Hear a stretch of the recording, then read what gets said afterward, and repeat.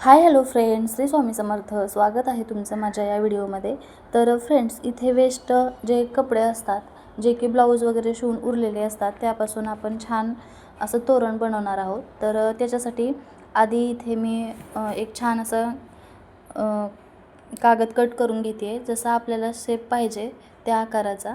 तर इथे व्हिडिओमध्ये दाखवल्याप्रमाणे तुम्ही घेऊ शकता किंवा तुमच्या आवडीने तुमच्या सोयीनुसार मेजरमेंट घेऊ शकता.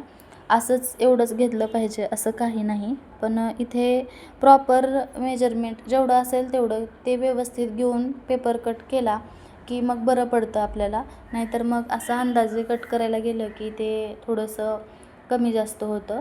त्याच्यामुळं मग इथे मी छान व्यवस्थित मेजरमेंट घेऊन पेपर कट करून घेते. तर इथे पंचकोनामध्ये आपल्याला हा पेपर पाहिजे.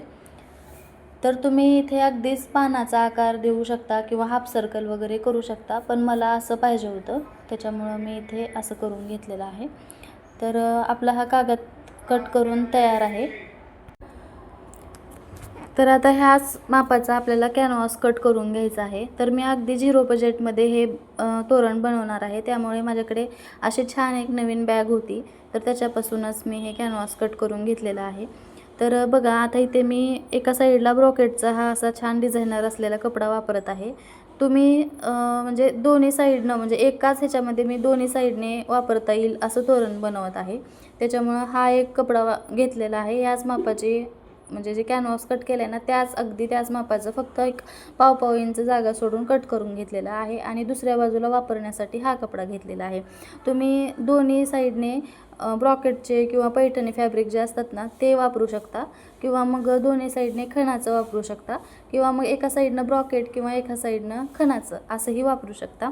तर बघा, आता हा जो कपडा आहे तो सरळ ठेवलेला आहे, त्याच्यावरती हा उलटा ठेवलेला आहे आणि आता त्याच्यावरती कॅनव्हास ठेवलेला आहे. तर हे व्यवस्थित, अगदी छान व्यवस्थित अरेंज करायचं आहे, कारण हललं तर ते मग संपूर्ण शेप बिघडतो. त्याच्यामुळं छान व्यवस्थित पिनअप वगैरे करून घ्यायचं आहे. तर बघा, आता इथे मी व्यवस्थित पिना वगैरे लावून घेतलेले आहेत आणि हे बघा, ही शिलाई पण तयार झालेली आहे. आता याला बाजूने थोडे थोडे छोटे छोटे कट एक्स्ट्रा, म्हणजे कपडा जो आहे तो कट करायचा आणि छोटे छोटे कट द्यायचे आणि छान असं हे पलटून घ्यायचं. पलटल्यानंतर सुद्धा व्यवस्थित त्याचे कोपरे वगैरे काढून घ्यायचे. बघा, हे असं छान निघतं. आता हा कपडा थोडासा फुगल्यासारखा आहे, कारण आपण दाब शिलाई दिलेली नाही आहे. तर दाब शिलाई द्यायची गरज नाही आहे. आपण ह्याच्यावरती इस्त्री वगैरे फिरवलं ना तर अगदी छान बसतं ते. तर बघा, आता इस्त्री फिरवल्यानंतर सुद्धा किती सुंदर लुक आलेला आहे. तर आता इथे बघा, हे इस्त्री करून तयार आहेत. आता इथे आपल्याला लेस लावायची आहे. तर दोन्ही बाजूने तुम्ही वेगवेगळ्या लेस वापरू शकता, पण इथे मी दोन्ही बाजूने सेमच लेस लावलेली आहे. लेस पण अगदी फिनिशिंगमध्ये लावायची आहे. लेस लावल्यानंतर सुद्धा खूप छान दिसतं. जर तुम्ही खणाचं करत असाल तर खणाच्या फॅब्रिकला लेस लावण्याची गरज नाही, ते तसंच अगदी छान दिसतं. जेवढं ते सिंपल असेल तेवढं ते आकर्षक वाटतं.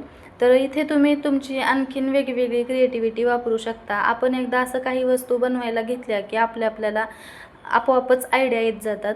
तर तुमच्याकडे पण जर अशा छान भन्नाट आयडिया असतील तर मला नक्की कमेंटमध्ये सांगा, त्याच्यावरती सुद्धा आपण नक्की व्हिडिओ बनवूया.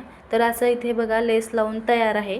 तर आता इथे आपल्याला बॉर्डर, म्हणजे जे मेन बॉर्डर असते ना, वरी पट्टी वगैरे असते बघा, ती सुद्धा मी इथे काय म्हणतात त्याला, लेसच वापरणार आहे. जर तुमच्याकडे छान एखादा आणखीन कपडा असेल तर त्याच्यापासून तुम्ही छान 3 इंचाची वगैरे पट्टी काढून, म्हणजे रुंदीला सांगते, उंचीला 3 इंचाची वगैरे काढून पट्टी आपल्या दरवाजाच्या ज्या चौकटीच्या साईजची वगैरे घेऊन तिथं तशी लेस तयार करू शकता.